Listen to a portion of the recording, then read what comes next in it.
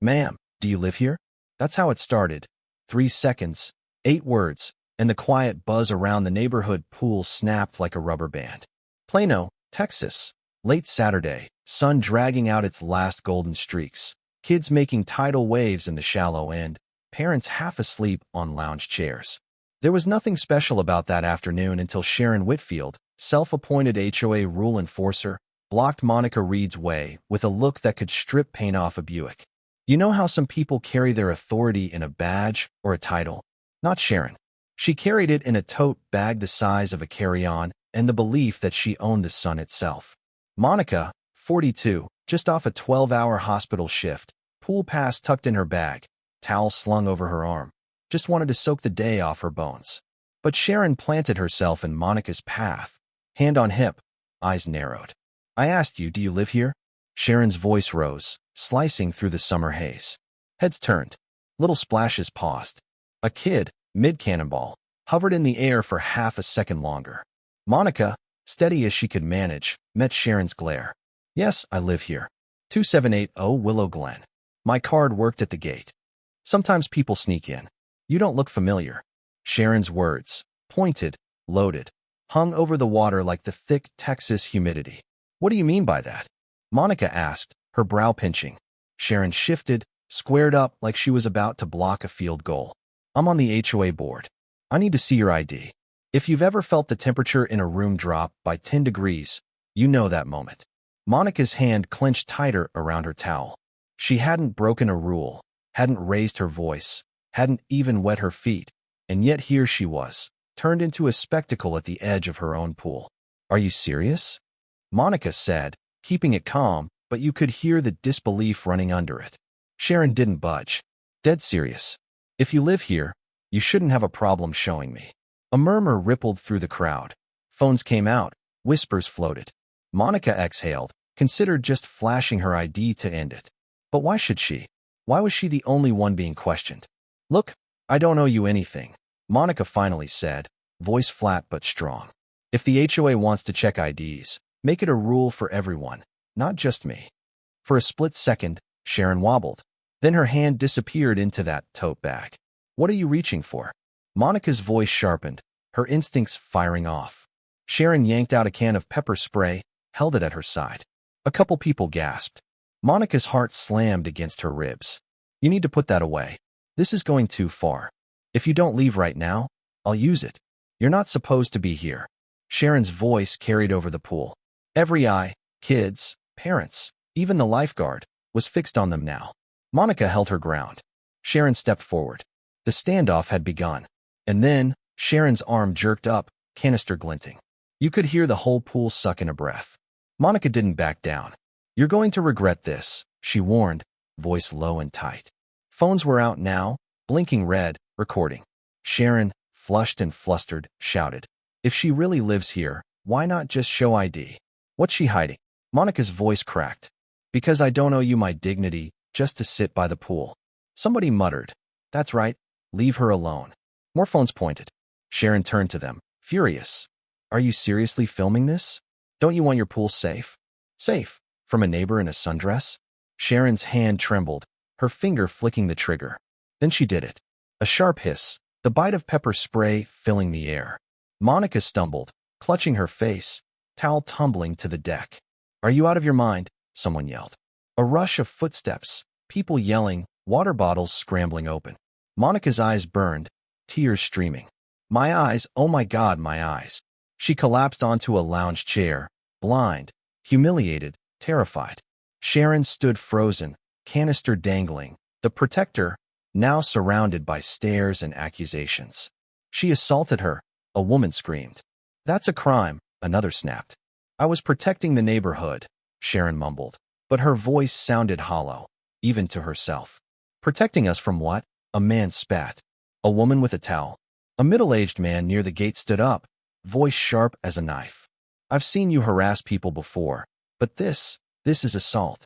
Somebody call the police. That's when things got real. Sirens in the distance.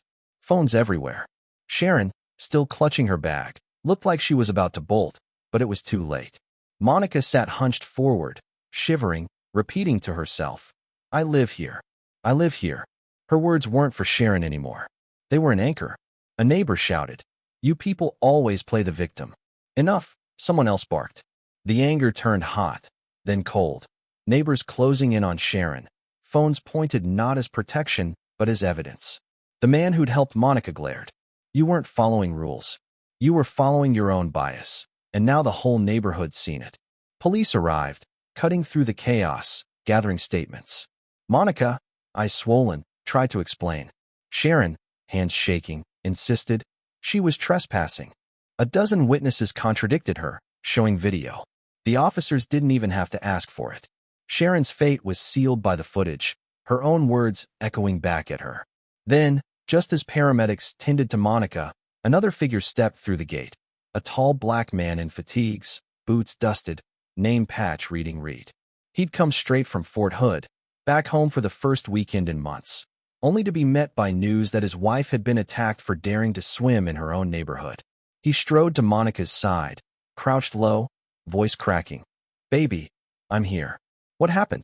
Monica's voice barely made it out. "She sprayed me, said I didn't belong." Anthony Reed rose, casting a long shadow over the pool. His voice was quiet, but everyone heard it. "You attacked my wife in our community. For what?" The police stepped in, careful, respectful. "Sir, we have it under control. We'll handle it." But Anthony wasn't asking permission. "She humiliated my wife. That's not an HOA issue. That's assault." Sharon scoffed. "Charged for keeping the neighborhood safe?" Anthony didn't even blink. "Safe from what?" "A mother who pays her dues." Monica, still trembling, didn't have to fight this one alone. The community had seen everything. The world would too. Within hours, the footage was everywhere. Facebook, Instagram, TikTok, news. Hashtags trended. Hashtag poolside assault. Hashtag HO abuse. Interviews requests, opinion pieces, neighbors dropping off casseroles and bouquets, the HOA in panic mode. Some defended Sharon, most demanded her removal. Monica's phone never stopped buzzing. Days later, at the HOA meeting, the room buzzed like a beehive. Sharon's seat sat empty, suspended, pending charges. Monica and Anthony sat in the second row, Monica still wearing sunglasses. The chairperson tried to play it cool. "We're here to discuss community concerns." A man stood up. "What's to discuss?" That woman pepper-sprayed Monica for no reason. "She needs to be removed." Applause. But not everyone was convinced. Tom Jarrett, "Sharon may have been extreme, but we can't crucify her for enforcing rules." Boos. "Enforcing rules doesn't mean attacking your neighbors," a young mother shot back. Monica finally stood, removing her sunglasses. "If it was you walking through that gate, would she have treated you the same way?" The room fell silent. Anthony added, "I fought overseas so families here could feel safe. My wife wasn't safe at her own pool. That's not a rule problem. It's a respect problem." That's when the tide turned. The crowd demanded action. Sharon became a national symbol of everything wrong with petty authority. The HOA scrambled, board members resigned. New candidates stepped forward with slogans like "community over control." News crews camped outside. Sharon hired a lawyer, tried to play the victim, but the videos were everywhere. Monica didn't want to be famous. She just wanted to swim.